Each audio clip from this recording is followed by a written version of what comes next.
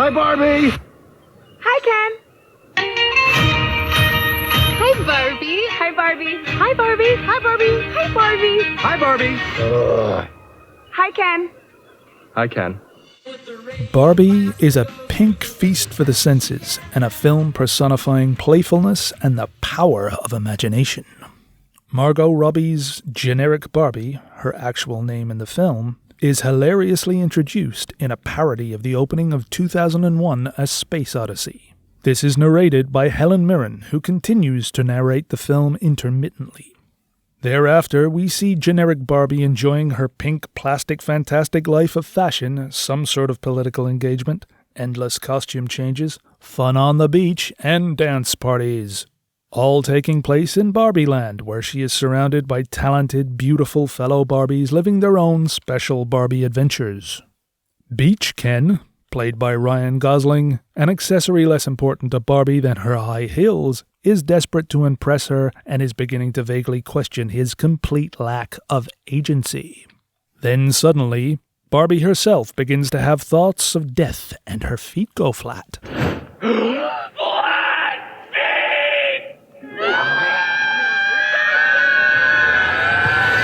Generic Barbie then consults Kate McKinnon's Weird Barbie, who makes it clear to her that the girl playing with her must have some deeper issues and Robbie's Barbie must travel to the real world. And so, Barbie travels to our world, with Ken tagging along as an unwanted narrative device to help Barbie's real-world girl sort things out. But when Barbie and Ken rock up in the real world, her odyssey becomes far more complicated than her plastic fantastic imagination could have hoped to understand.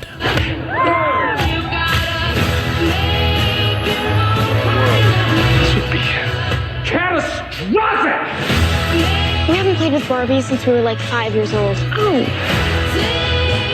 Greta Gerwig directed this film, based on the script she wrote with husband and longtime artistic partner Noah Baumbach, and it addresses the double-edged sword of what Barbie represents to young girls, both as an unrealistic beauty standard imposed on women and girls at an early age, and how Barbie is used by girls in play to somehow make sense of those standards through the limitlessness of imagination.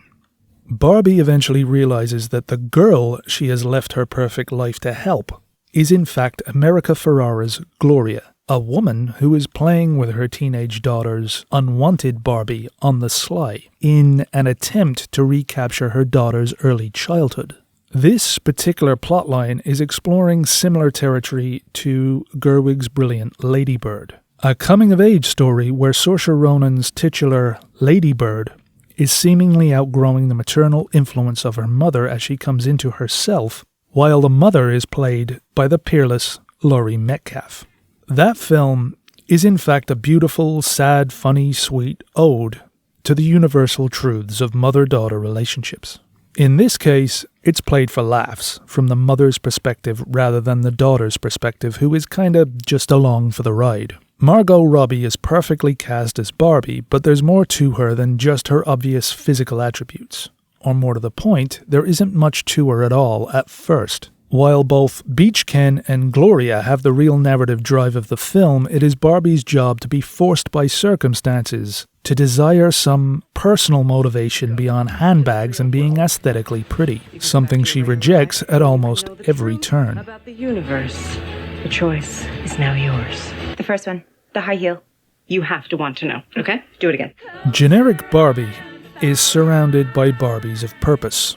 Writer Barbie, President Barbie, Pilot Barbie, Dinosaur Barbie, Judge Barbie, Proust Barbie, Mrs. Potato Head Barbie, Stoner Barbie, Smurfette Barbie, Pregnant Barbie, Lego Batgirl Barbie. Wait, I'm fairly sure I got some of those wrong, but the point is, generic, or let's call her reluctant protagonist Barbie, though she is the first Barbie, lacks the definition and narrative agency of her peers. While this bothers her not one jot initially, the journey Barbie goes on with Gloria in particular forces her to begin to seek some kind of meaningful existence of her own. All of this Margot Robbie must juggle through the distressed prism of a plastic doll who was perfectly happy at the start of the story. While Barbie and Beach Ken are in the real world, Beach Ken discovers the patriarchy, meaning he should have more agency in the real world than he does in Barbie Land.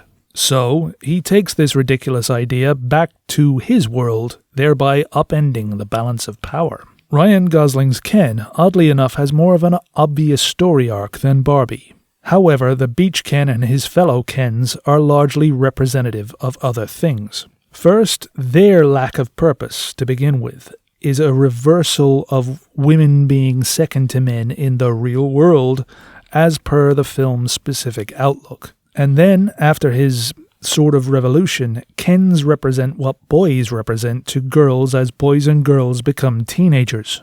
Ken's take on the patriarchy is largely based on pictures of Sylvester Stallone circa the mid-1980s. As such, Ken basing his patriarchy largely on pictures of the Italian stallion means he thinks it has something to do with horses. Because, of course, Ken's an innocent, and he's an idiot. Ryan Gosling is a good sport in this film and further explores the comedy chops he showed off in Shane Black's The Nice Guys.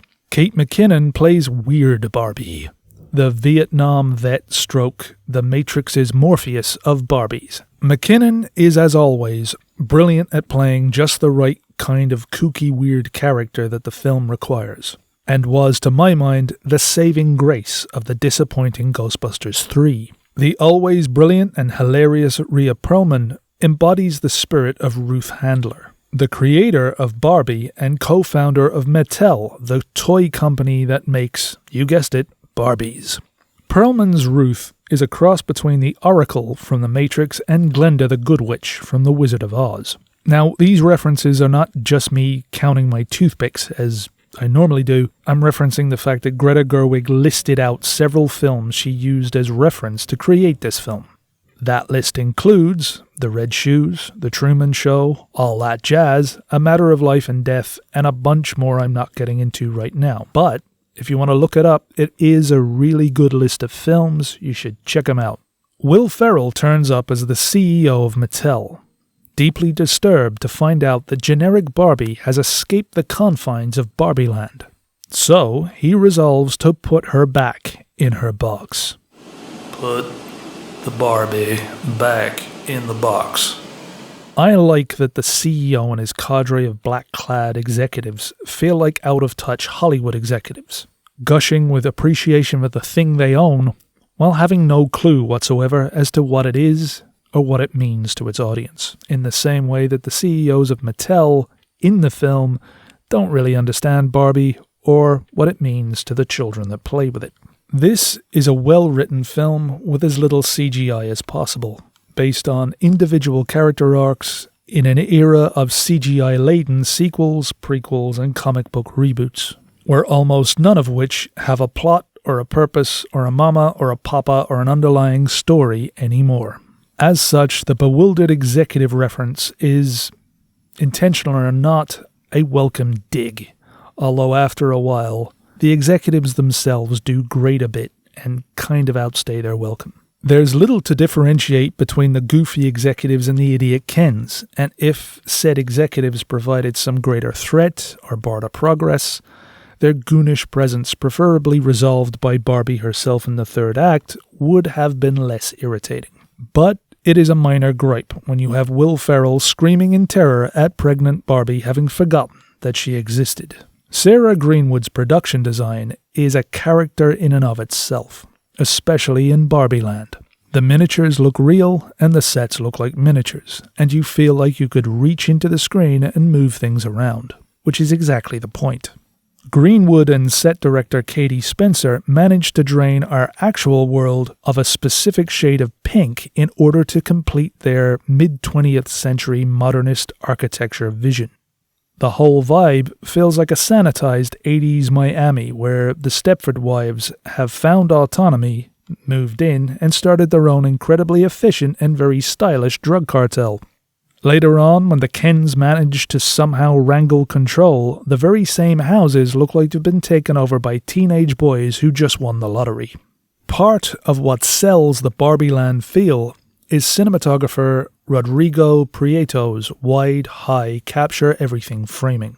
The film has the aesthetic of a musical, with seemingly only one actual, willfully cheesy musical number, but that's not strictly the case. Along with Helen Mirren's sporadic voiceover, several songs written specifically for the soundtrack act as actual voiceover for the scenes they're cut to. Now, a good compilation of needle drops in a film is one thing, but this is a different animal where bespoke songs help to definitively tell the story. Now, it's not every song, but it is many of the songs. And this technique works like the songs in a musical, even though, for the most part, the actors themselves aren't doing the singing. The film's logic is specific to the themes and not a broader world-building logic, because that would be a much weirder, probably quite horrifying movie. In fact, the world-building feels more plausible in the allegorical Barbie land than it does in the harsh yet excessively goofy real world. I did feel that reluctant protagonist Barbie, i.e. generic Barbie, i.e. Margot Robbie, did get a bit lost as the main character in the third act, and only really emerges in the resolution of the myriad crises. Her own specific existential issues have an interesting evolution and one that makes sense but feels maybe slightly less earned than it should, although the payoff is a really good gag. Now, film is art, and art is subjective, and there is no more subjective form of film art than comedy. One person's belly laugh is another person's damn squib, and I've always felt that comedy is an unfair thing to judge. But I found this hilarious and appreciated that, as with any good comedy, there is enough looseness to allow for audience interpretation. Also, the tactile surrealist Barbie-land world-building is up there with any of the great fantasy movies. Barbie is a film from a feminine perspective. The perspective of girls playing with Barbies. Teenage girls making sense of what Barbie taught them, and also failed to teach them. Women looking back with nostalgia at the games they played as children themselves and the games they played with their children. Despite Ken having a positive, if occasionally snarky message for heartbroken teenage boys about self-realization, Barbie is not a film about boys. When a girl child is playing with their Barbies, boys generally don't factor into it. As such, the male perspective doesn't factor into the film significantly, and frankly, I don't see why it would.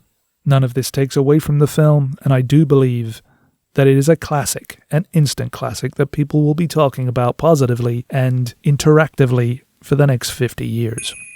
So, until next time, whatever flick you end up watching, and wherever you end up watching it, I hope it's worth talking about. No one rests until this doll is back in a box. Even if nobody else sings along. Humans only have one ending. Get that Barbie! Ideas live forever.